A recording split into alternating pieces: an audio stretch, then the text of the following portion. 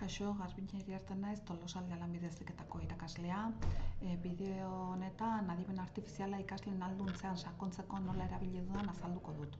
Honek erantzuten dio B2ko 5. esparruari.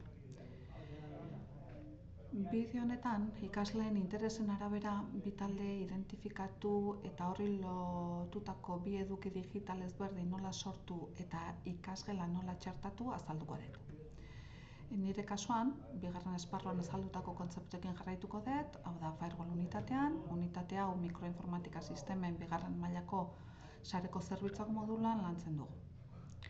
Erronkako aurkezpenean, parametrizazio fasean, firewalla montatzeko modu ezberdinak daudela ikusten dugu eta honi lotuta ja interes talde ezberdinak sortzen dira. Hori jakinda, formazio fasean, interes talde hauen lerrokatze ezberdin bat egiten dugu eta hemen azalduko dut bi infografi nola sortu ditudan. Infografia sortzeko ChatGPT erabili dut, infografia bea Kanban eta gero Crayon eta Pixby iruditako. Eta guzti hori azalduko dut.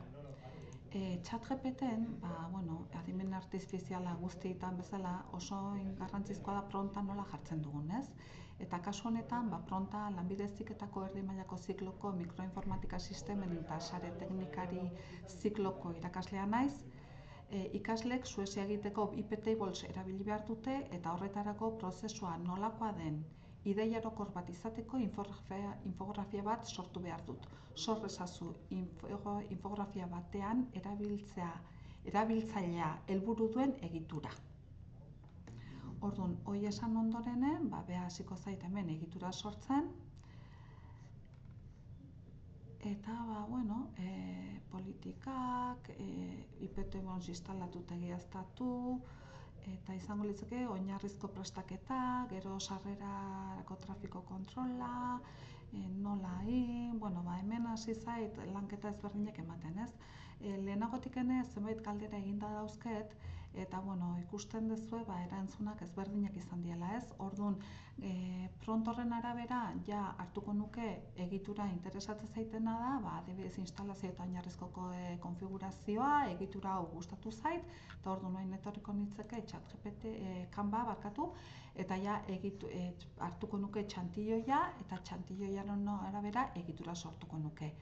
Egitura sortu ondorenen, zer da IP tablesa, zergatik erabili, IP tablesa instalatu eta konfiguratzeko urratsak, egitura hau sortzen dut, eta egitura honetan noen berriro galdetuko jotena da, zer den IP tablesa, ez, erantzuteko.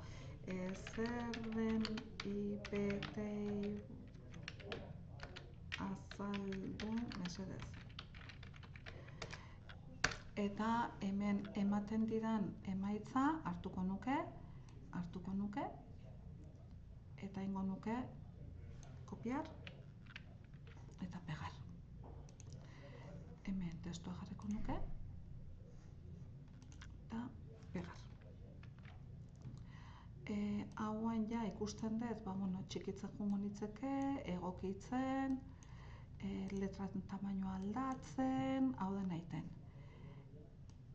Ingoetena dagoen, txikitu eta letra jarriko diot, adibidez,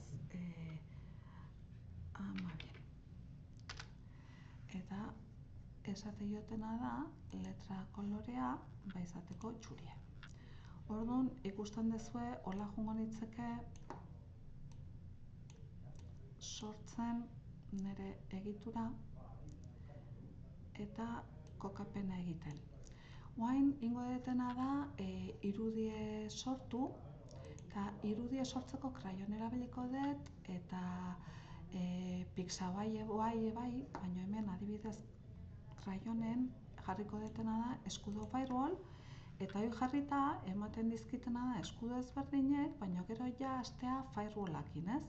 Orduan, hemen ikusten dutena da, hau ze egokie hau hartzen dut, orduan klikite jot, eta esango ditena da jaisteko. Jaisten dutenen, gero etorriko naiz kanpara, eta kanparan esango jotena da irudi hau hiloi nahi dutela, irudi hau subir artxibo esango jot, hartukoet deskargazetiken eta hiloi ingoet.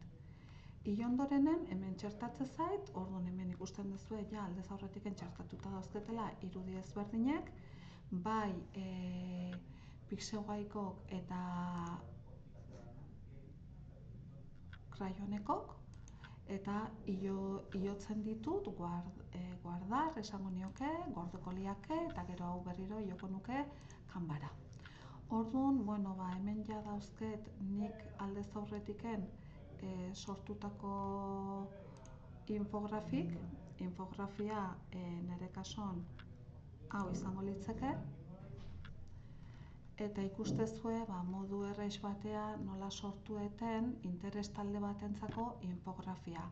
Bestearekin ingo nukena da berdine, bakarriken jarriko niokena da ChatGPT-i jarriko niokena da promptean izan beharren lanbide heziketako erdi mailakoa hau hartuko nuke eta jarriko nioke berdine, baina hemen jarriko nioke iptables izan ordez PFSense eta ingo liake. Orduan hemen daukezue PFSensekoa eta ikustezue bi interes taldei lotutako infografiak azkar batean sortu ditudala, ez? Eta orain izango litzake infografia hauek ikasgelan nola txertatu. Ikasgelan formazio fasen, adibidez hemen firewall teorian sortzen ditugu bi interes talde ezberdin, ez? Suezia iptablesekin egingo dut, Suezia PFSenserekin egingo dut. Honea sartzen baldin bagea, hemen ikusten dugu ja kanbako infografia txertatuta daukela, eta hemen jartzen jauna da arrazoitu zergatiken Suezia iptables erabiliz egingo duzun. Hau erantzuten dunen, guk ingo duguna da bere erantzuna kalifikatu, eta kalifikatu ondorenen, etortzen baldin bagea berriro ikasgelara, hemen sortzen dituguna da mugatu eskuragarritasunarekin, sortzen dituguna da ja teoria firewalla iptablesak erabiliz eta teoria firewalla PFSensa erabiliz. Zer gertatzea hauen mugatu eskuragarritasuna juten baldin bagea, hemen ikusten duguna da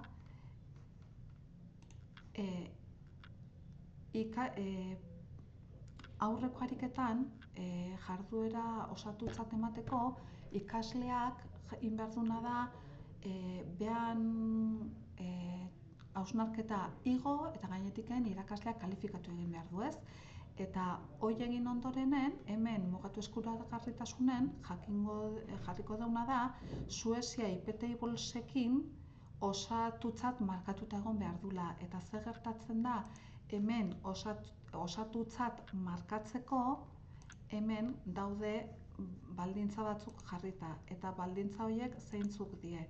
Baldintza horiek die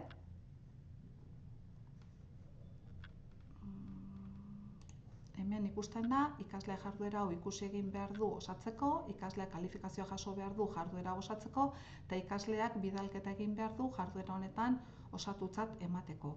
Orduan, hemen irekiko litzaioke ja beste adar bat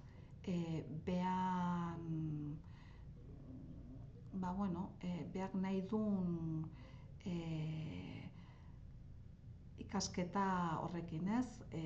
Iptablesekin izango lieke hau, hemen datoztenak, eta horrela.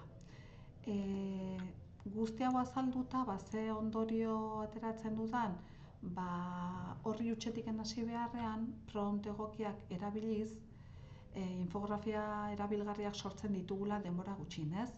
Interes taldeen arabera edukiak sortzea batzuetan astuna egiten zaigu eta ez dakigula nola hasi, baina adimen artifizialakin ez zait horrelako zaila egin, ez?